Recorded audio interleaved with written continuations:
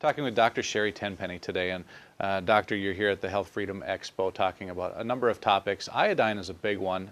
You were on a panel that's talking about the radiation problems coming from Japan.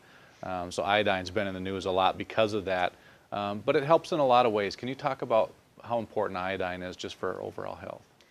Iodine is the base molecule of your thyroid hormone. In fact, when your thyroid makes your thyroid hormone, it uses one molecule of tyrosine, which is an amino acid, and 4 molecules of iodine. And that's what basically your thyroid hormone is made from. So when you talk about iodine protection, when there's radioactive iodine that's a real problem, what people want to do is take very large doses of iodine to protect their thyroid. But that's only in the event of a huge nuclear meltdown and that you happen to be very close to the reactor, such as people who actually live in Japan that are very close to the Fukushima reactor, that it would be good for them to take large doses of iodine to protect their thyroid. But the issue is that iodine is good for the whole body.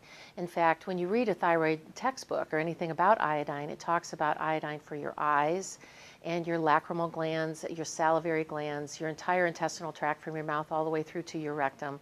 In fact, the GI tract is actually like a big pool. It's like a big pot where everything that you eat that has iodine in it, like seaweed and grasses and eggs and some sorts of fish, the saltwater fish have a lot of iodine in it. It goes and it's stored and pooled in your entire GI tract.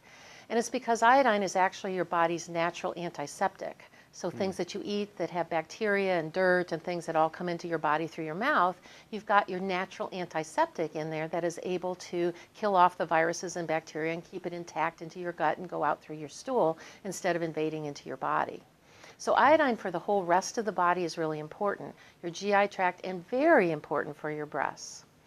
If you mentioned it's important for people that were very close to the radiation, is it not as important then here to boost our levels, or should we just be boosting our levels anyway in this country? I think we should be boosting our levels anyway. In fact, I was on this same radiation panel when the Health Freedom Expo was in Long Beach back in February.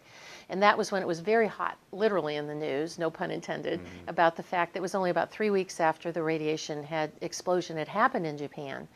And I think that we are seeing more radiation exposure that's happening, particularly along the West Coast. I know that some of the dairy products have had higher levels of radiation in them.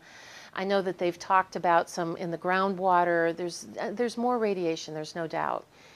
I am not the expert to decide whether or not that's going to be detrimental in the long run. But I do know it's put iodine on everybody's radar screen in terms of overall health. My contention is that irrespective of what happens with the radiation, whether it causes more disease or cancers or any of those things, the fact that people are now looking into iodine and understanding how important it is for overall health, that by boosting everybody's iodine level, it's going to maybe counteract some of the radiation issues, or at the very least, it's going to keep people healthier over the long run.